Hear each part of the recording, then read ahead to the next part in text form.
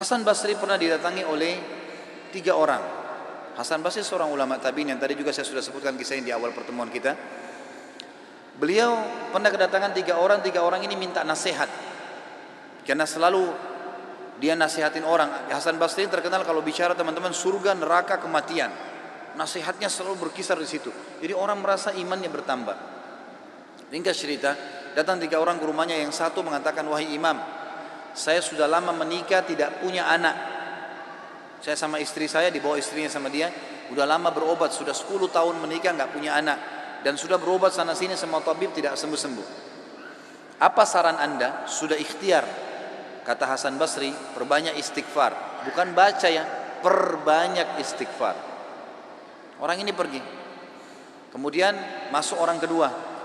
"Hai imam, saya sudah lama sakit. Di perut saya ini ada penyakit, sakit. Kalau sakit itu luar biasa. Sudah berobat sana sini nggak pernah sembuh. Sudah ikhtiar. Apa saran anda?" Kata Hasan Basri, perbanyak istighfar. Lalu yang ketiga mengatakan, masuk orang yang ketiga, "Wahai imam, saya sudah lama bekerja keras. Tidak pernah kaya seperti fulan." Ditunjuk orang kaya di kampung itu. "Maka saran anda apa?" Dia bilang, perbanyak istighfar. Perbanyak istighfar. Maka pada saat itu teman-teman sekalian, waktu sudah pulang semua, istri Hasan Basri tanya, "Kenapa tadi 3 orang ini pulang semua?" Ada beberapa athar menyebutkan murid-muridnya yang bertanya, gitu kan.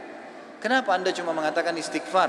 Kenapa anda tidak pandu mereka? Mungkin yang satu butuh modal, yang satu butuh tabib, dokter, satu butuh obat mungkin." Kata dia, "Tidakkah kalian sudah dengar kalau mereka sudah ikhtiar, tinggal ada penghambatnya nih, dan penghambatnya adalah dosa-dosa mereka. Dan Allah sudah berfirman dalam surah Nuh, surah nomor 71 ayat 10 sampai 12. A'udzubillahi minasyaitonirrajim. Nabi Nuh berkata kepada kaumnya, "Faqultu astaghfiru rabbakum innahu kana ghaffara." Aku berkata kepada mereka, Nabi Nuh berkata kepada kaumnya, "Istighfarlah kalian, mohon ampunlah pada Tuhan kalian, karena Dia Maha Pengampun. Dia suka kalau kalian tobat tuh." Ayat 10, ayat 11-nya, "Yursilis sama alaikum midrara."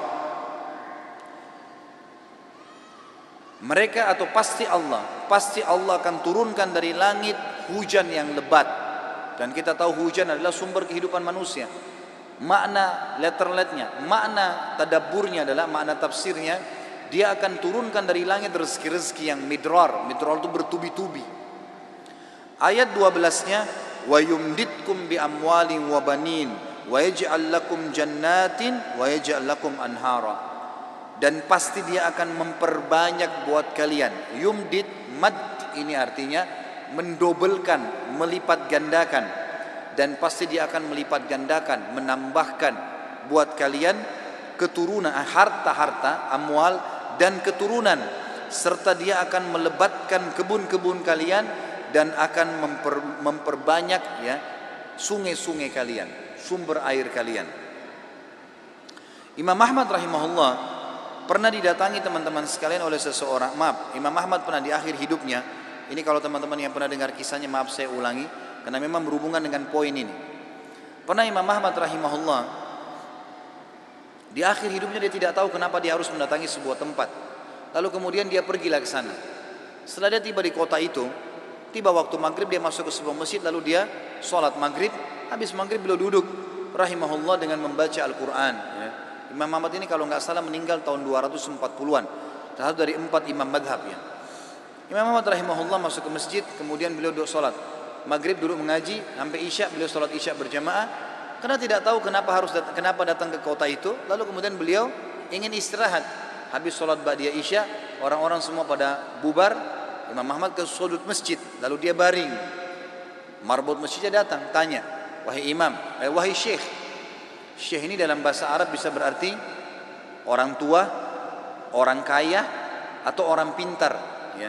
Bisa 3 artinya. Kebetulan Imam Ahmad dipanggil syekh di sini maksudnya adalah orang tua. "Hai syekh, hai orang tua," gitu ya. "Kenapa anda di sini?" Kata Imam Ahmad, "Saya mau istirahat, saya musafir, enggak ada kenalan." Kata dia, "Tidak bisa di masjid." Anda harus keluar dari masjid. Lalu kemudian disuruh keluar. Kata Imam Ahmad, saya didorong-dorong dari masjid, keluar dari masjid. Begitu keluar dari masjid, marbot masjid kunci masjid. Kemudian Imam Ahmad lihat dia sudah pergi. Imam Ahmad baring di teras masjid. Marbotnya kembali lagi. Lalu mengatakan, wahai Syekh, ngapain di sini? Dia bilang seperti saya bilang, saya musafir, saya butuh istirahat. Ya. Kata marbotnya nggak bisa. Ini masjid, peraturan nggak boleh duduk di sini. Lalu kemudian didorong-dorong Imam Ahmad sampai ke jalanan. Di sebelah masjid ada satu orang penjual roti. Penjual roti ini lihat kejadian tersebut, lalu dia mengatakan, hai Syekh, dipanggil Imam Ahmad, orang tua gitu ya, kesinilah, ada tempat saya. Datanglah dia, Imam Ahmad, lalu Imam Ahmad berkata, orang itu berkata, ini tempat saya usaha jual roti. Di belakang saya jual roti ini ada kamar saya biasa istirahat. Rumah saya tidak jauh dari sini. Anda boleh istirahat. Besok pagi Anda boleh pergi. Dia bilang baik. Jazakallah khair. Imam Ahmad duduk. Imam Ahmad ini karena zaman dulu nggak ada foto, orang nggak tahu wajahnya orang, cuma kenal nama. Nggak kita sekarang bisa lihat fotonya, bisa tahu orangnya gitu.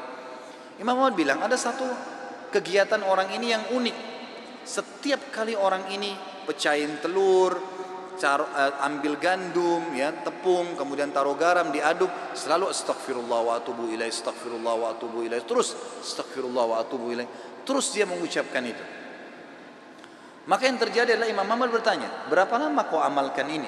Sudah berapa lama kau amalkan? Kebetulan Imam Ahmad ini di akhir hidupnya ya, sudah sangat tua. Orang ini juga seumur Imam Ahmad. Dia bilang sudah lama, dari saya masih muda. Kata Imam Ahmad, apa hasilnya istighfarmu ini? Dia bilang semua yang saya minta sama Allah dikabulkan. Apa saja? Belum pernah saya minta sama Allah nggak dikabulkan.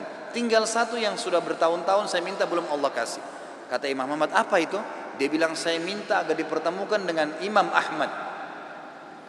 Maka Imam Ahmad bertakbir mengatakan Allahu Akbar.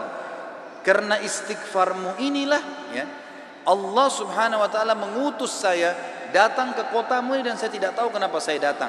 Karena istighfarmu lah marbot masjid melarang saya tidur di masjid dan saya didorong-dorong. Istighfarmu lah yang membuat kau menawarkan saya untuk datang dan nginap di tempatmu.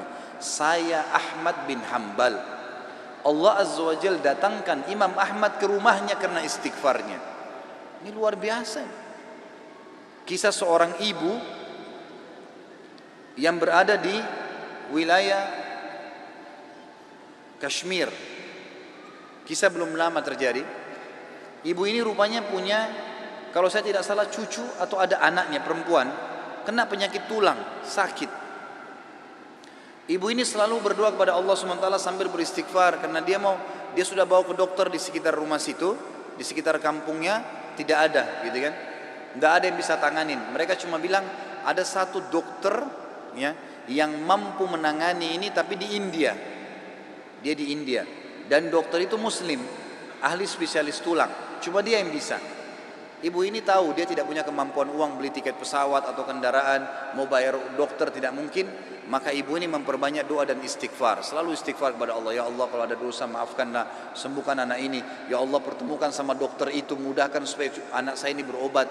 Ringkas cerita, dokter yang tadi jadi target ini keluar dari India. Ada acara, dia naik pesawat melewatin wilayah Kashmir tadi itu. Tiba-tiba pilotnya bilang, pesawat ini badai, lagi hujan deras. Tidak bisa pesawat lanjut nih, harus turun di wilayah itu. Turunlah pesawat itu. Begitu turun tiba di bandara, kata dokternya, saya harus, ini ada seminar, saya harus hadiri. Berapa jauh dari sini? Orang itu bilang target Anda sekitar 4 jam dari sini. Kata dokter, baik, saya mau sewa mobil. Ya, masih bisa keburu, gitu kan? Masih sekitar 6-5 jam lagi acaranya, 5-6 jam lagi. Begitu dia sewa mobil, jalan sedikit dari bandara ternyata ya, hujan makin keras. Kata supirnya nggak bisa kita jalan. Kalau jalan ini paksanya bisa kita dihancurin oleh badai. Kata dokternya baiklah kita istirahat. Mampir di pinggir, mampir ke sebuah rumah. Rumah itu rumah tua, rumah kayu. Lalu tabibnya ini, dokternya ini naik ke rumah itu berteduh, ketuk-ketuk, ucapin salam, dijawab waalaikumsalam. Keluarlah seorang ibu. Lalu kemudian dokter ini bilang, maaf, kami ini musafir, hujan lebat, bisa berteduh di sini? Kata ibunya silahkan. Lalu ibunya itu mengambilkan minuman, dihidangkan minuman. Waktu sementara duduk di ruang tamu, anak perempuan si ibu ini lagi nangis-nangis kesakitan tulangnya. Ini ibu yang tadi sakit tulang. Ini dokter yang jadi target sampai di rumahnya. Lalu kemudian Dia berkata tabib ini, kenapa anaknya ibu? Dia bilang sakit tulang. Kenapa kok sakit? Kenapa nggak dibawa ke dokter? Sudah. Tapi kata dokter semua tidak bisa sembuh. Dan dokter yang bisa tangani cuma seorang dokter di India namanya Fulan. Disebutkan namanya dokter ini. Dokternya tiba-tiba nangis lalu berkata, segala puji bagi Allah subhanallah yang telah mendatangkan saya ke rumah ibu. Saya ini dokter yang ibu sedang targetkan. Allah datangkan dokter itu ke rumahnya justru karena istighfar. Karena doanya kepada Allah SWT. Tidak pakai biaya, malah dokter itu biayai gratis dan datang ke rumahnya.